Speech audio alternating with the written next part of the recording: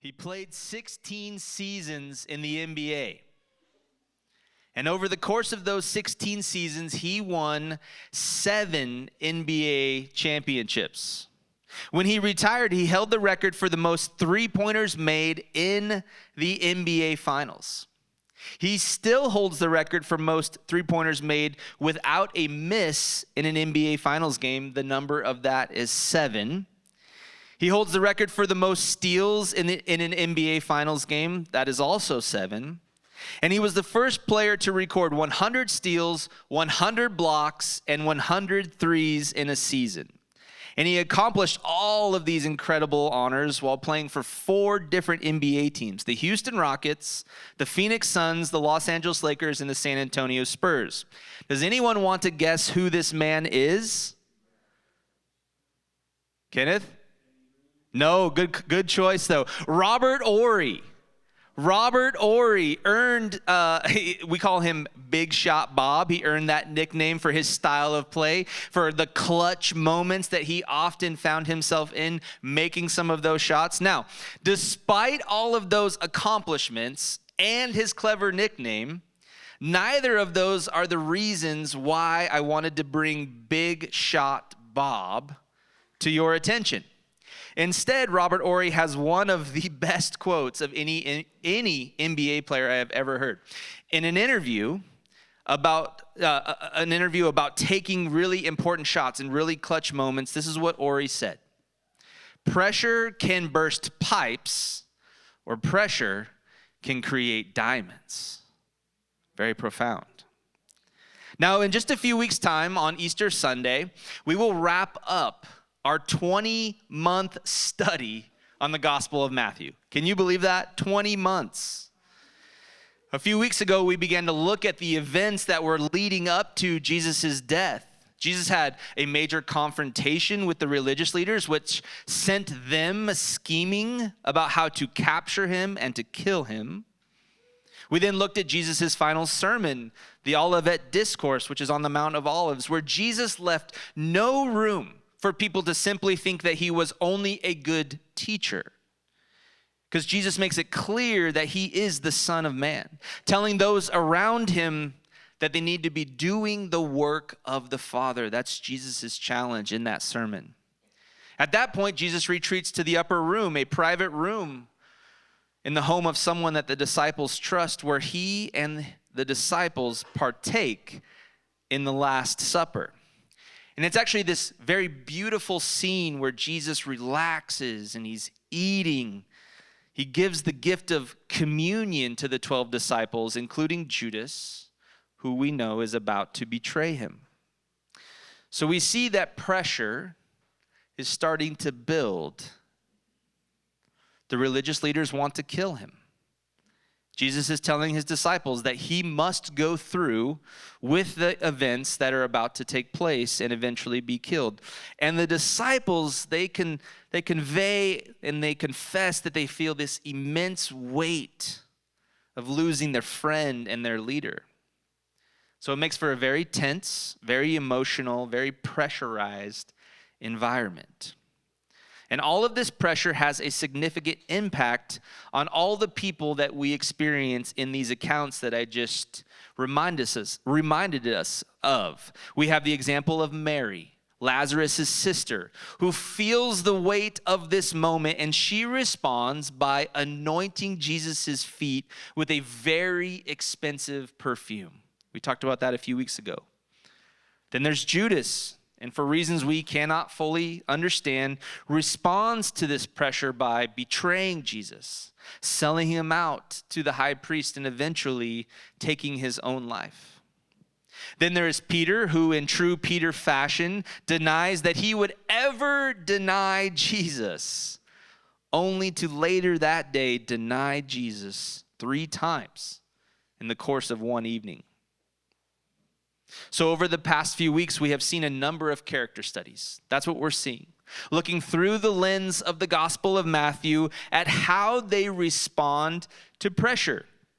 Now, Mary seems to come out the other side like a diamond, right? She comes out the other side looking bright and shiny with her worshipful act of sacrifice, while Judas bursts under the pressure in a catastrophic manner. And Peter, when it seems like the pressure is just a little too much, remembers what Jesus said to him. Remembers Jesus' encouragement, which drives him to weep bitterly and eventually repent of his denial. You see, Peter will actually eventually go on to lead the early church, narrowly escaping his own catastrophic failure only by the grace of God. Only by the grace of God. So it seems that Big Shot Bob was right. Pressure can burst a pipe, or it can make diamonds.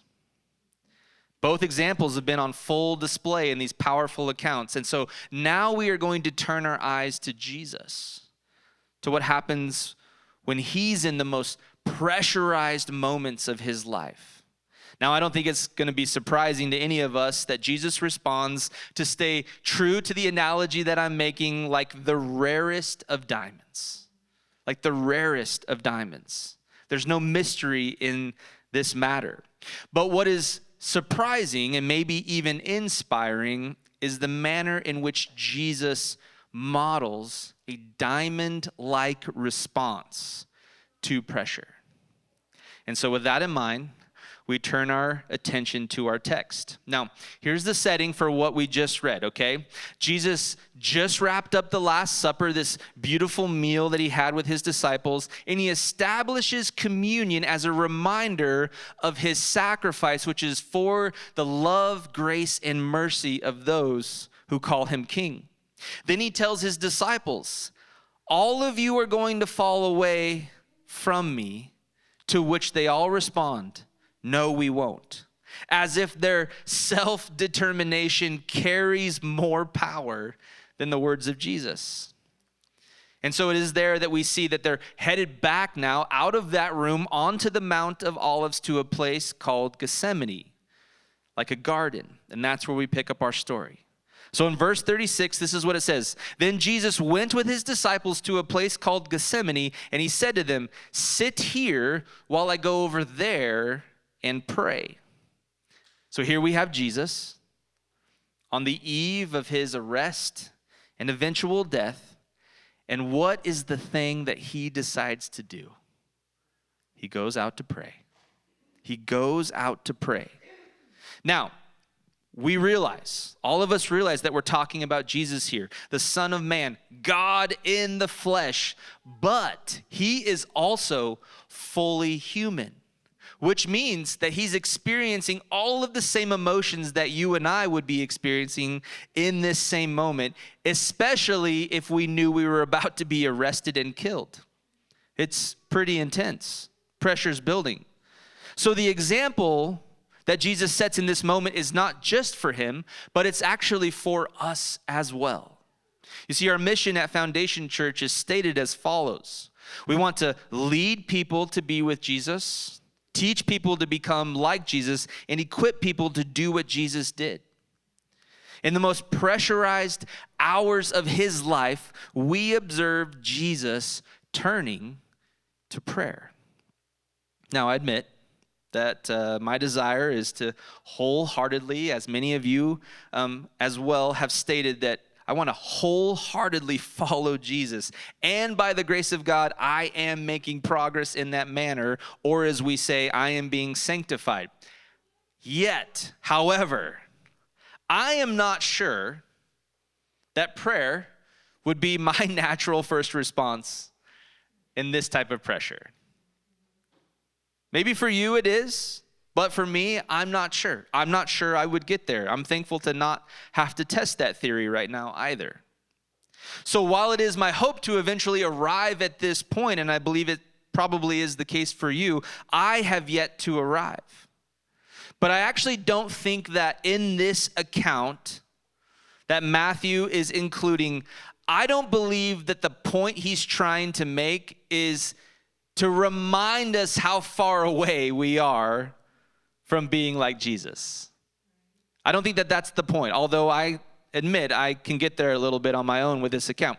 Instead, what I believe the reason to be that Matthew is including this moment in the gospel is because he intends to show the humanity of Jesus. He wants to show us that, yes, Jesus is the Son of Man, and he spent much of the gospel sharing that with us, including us into his power, into his divine nature, into his supremacy. But he also wants to show us Jesus' humanity. And I think by doing that, he is hopeful that we will be encouraged to persevere in our own moments of pressure, to continue on as we feel the pressure of life. Because the prayer that Jesus is about to pray is not only very raw and very emotional, the prayers that he's about to pray, they show us that it is perfectly normal to bring our pain to God. Did you catch that? It is perfectly normal to bring our pain to God in prayer. So listen to the words that Jesus prayed. Verse 37 says, he took Peter and the two sons of Zebedee along with him, and he began to be sorrowful and troubled. Then he said to them, my soul is overwhelmed with sorrow to the point of death. Stay here and keep watch with me. Going a little further, he fell face down on the ground and prayed. This is Jesus' prayer. My Father, if it is possible, may this cup be taken from me, yet not as I will, but as you will. I want us to notice the emotion that Jesus is feeling in that moment. It says that he was sorrowful. It says that he was troubled. It says that Jesus was feeling sorrow in an overwhelming way to the point of death. This is deep, painful emotion. Now, there's been pretty intense moments in the Gospel of Matthew.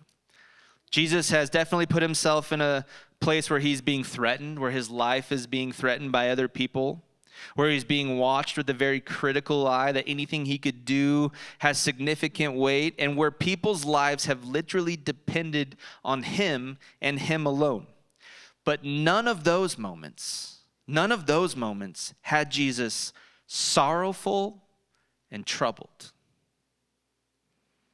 Jesus is depressed. Jesus is stressed.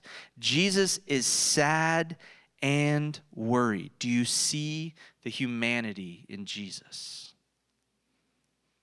Then Jesus asks Peter, James, and John, he says, hey, stay back, stay right here, and keep watch. And then it said he went a little further, probably within eyesight. I believe that Jesus was within eyesight and even earsight, which is why we have this eyewitness account of what happened.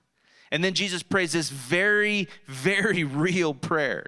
It says that he falls face down onto the ground and he prays, asking, my Father, if possible, may this cup be taken from me, yet not as I will, but as you will. You see, this is such a vulnerable and honest prayer. It's a telling prayer. Jesus makes a personal request of the Father, yet he ultimately submits to the Father's will. This short but powerful prayer mimics the Lord's Prayer that Jesus taught back in Matthew chapter 6. If you remember, verses 9 and 10 says this, then this then is how you should pray. Our Father in heaven, hallowed be your name. Your kingdom come, your will be done on earth as it is in heaven. You see, Jesus teaches the disciples in the Sermon on the Mount to pray like this. But this time, instead of our Father, Jesus says, my Father, making it very, very personal. Very personal for Jesus. Then Jesus presents his request. He says, if possible, may this cup be taken from me. So what does Jesus mean by that? What is Jesus asking of the Father? What does it mean to take this cup? Well, in a literal sense, the cup represents the physical death that Jesus is about to endure. It's something that most of us are very familiar with, and as we approach Easter, it will be coming very soon for us to remember. Matthew's account of his arrest and abuse and crucifixion is ultimately almost impossible for the modern American to fathom. We just don't see this kind of terrible things in our life. We just don't see these types of things happening around us. And so it's just really hard for us to imagine. So Matthew makes it very clear what Jesus goes through. And every single person would be begging God to take away this level of physical torture. And that's what Jesus is saying. He's saying, if possible, take this cup from me. So that's the literal sense. But in an eternal sense, the cup represents the sin of all of humanity. All of humanity. And the wrath of God that falls upon the sin of this world. The prophet Isaiah gives us a prophetic picture of this reality. Isaiah 51:17 says, "Awake, awake, rise up, Jerusalem, you who have drunk from the hand of the Lord the cup of his wrath. You who have drained it to its dregs, the goblet that makes people stagger." And then in verse 22, it says this is what your sovereign Lord says, your God who defends his people. See, I have taken out of your hand the cup that made you stagger. From that cup, the goblet of my wrath, you will never drink again. So what Jesus is doing is, in order for us to avoid the wrath that's meant for us through our sin, Jesus had to drink that cup on our behalf, removing the cup from our hand and fulfilling the prophecy. In his Matthew commentary, D.S. O'Donnell quotes Spurgeon on this very subject. This is what it says. It'll be on your screen. The whole of the punishment of his people was distilled into one cup. No mortal lip might give it so much as a solitary sip. When he put it to his own lips, it was so bitter, he well nigh spurned it. Let this cup pass from me. But his love for his people was so strong, and I'll add, his commitment to the Father's will was so steadfast, that he took the cup in both hands, and at one tremendous draught of love, he drank damnation dry. Wow. So we see Jesus full of sorrow, troubled, asking the Father if there is any way at all to step around this step in the redemption of humanity. Yet recognizing that a change of plans is unlikely, Jesus finished his prayer with, "Not as I will, but as you will." And Jesus isn't done praying. In verse 40 it says, "Then he returned to the disciples and he found them sleeping." Whoops.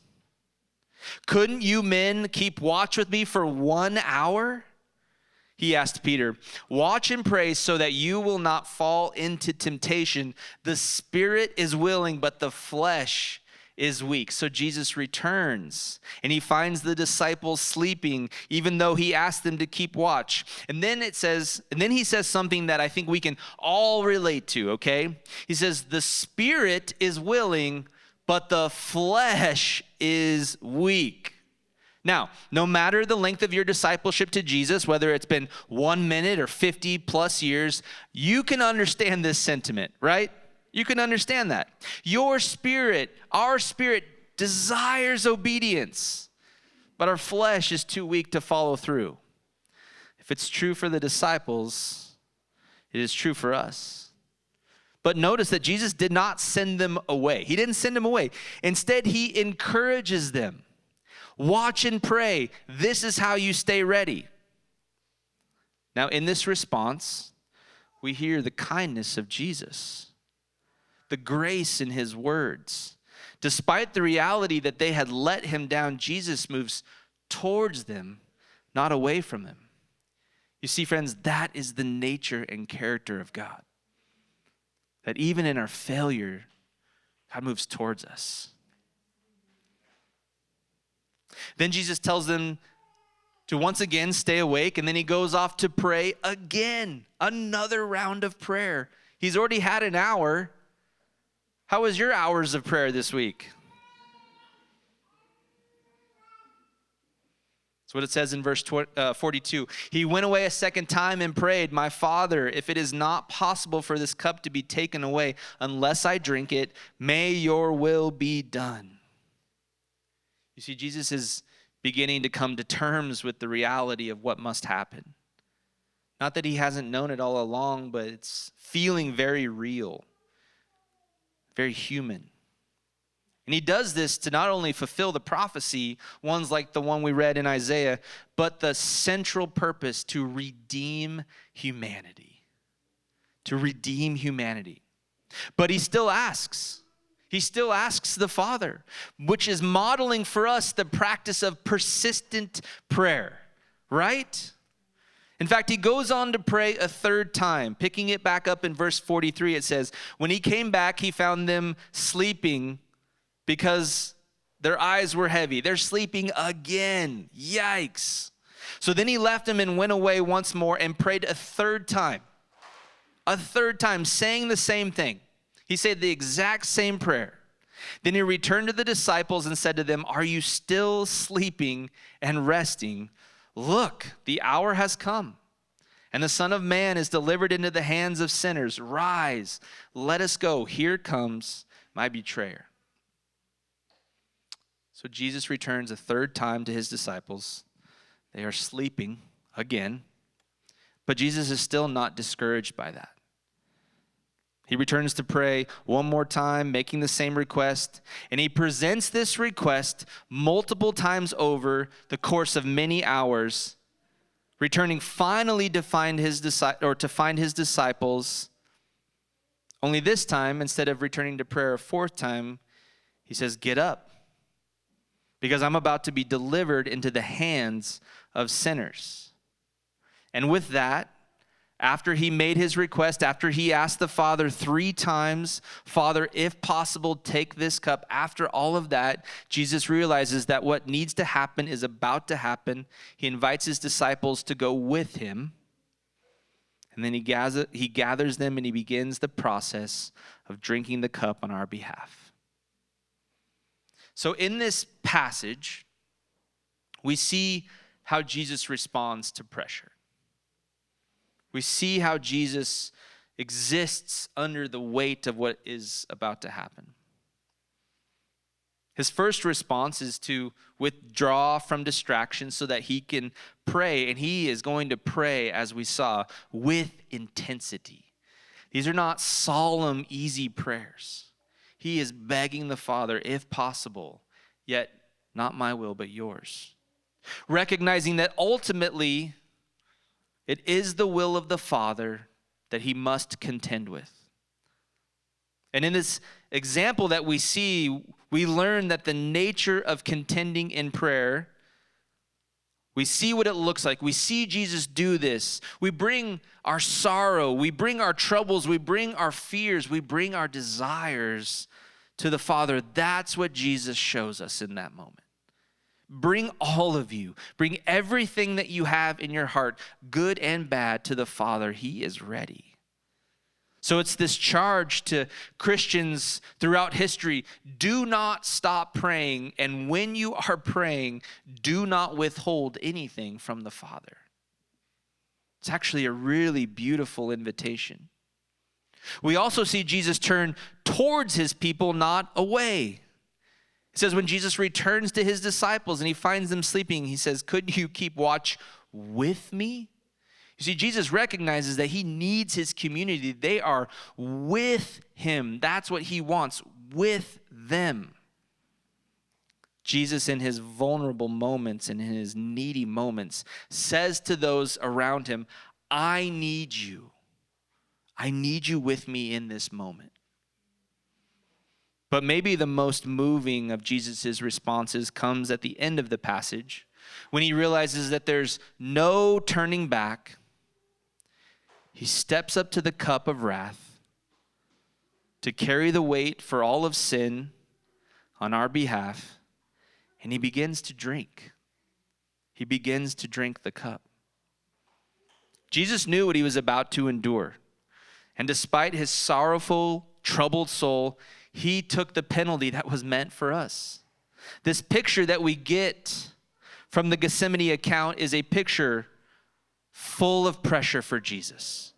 It's a very pressurized moment, but it is also very rich with encouragement.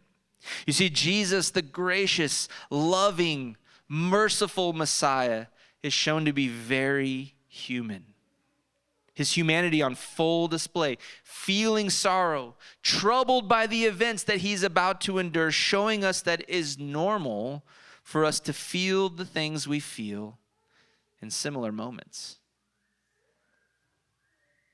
But Jesus also models for us a healthy response to these pressurized moments. Jesus' response is to pray. Prayers that are full of everything he's feeling. Prayers that have all of the requests that are on our hearts. Prayers that are full of everything we feel we need. And prayers that help us submit to the will of the Father. That's what Jesus is showing us in this very pressurized account. You see, Jesus shows us that in our most pressurized moments, we would be wise to turn towards those we love and that love us in return, not turn away. Jesus also shows us that even if we don't live up to our promises like the disciples, that his response in the midst of pressure is to lovingly move towards us, not away. See, Matthew, his intent is not to see how far we have to go to be like Jesus, but to see how far Jesus came to meet us where we're at. It's actually a very incredible account. I'm going to invite Jessica and the band to come back up in just a moment. We're going to sing a song, but I want to ask a question. I'm actually going to ask a few questions that I think will help us respond to the account of Gethsemane, to the model that Jesus gives us, to the example that Jesus presents in front of us when we are feeling pressure. So here's the first question. How are you responding to the pressure in your life? Is it prayer or is it something else? And when you pray, question number 2, are you telling God what you really want, what you really need, what you really feel? Or are you withholding? Are you withholding those things, afraid that God can't handle it? Well, Jesus didn't withhold.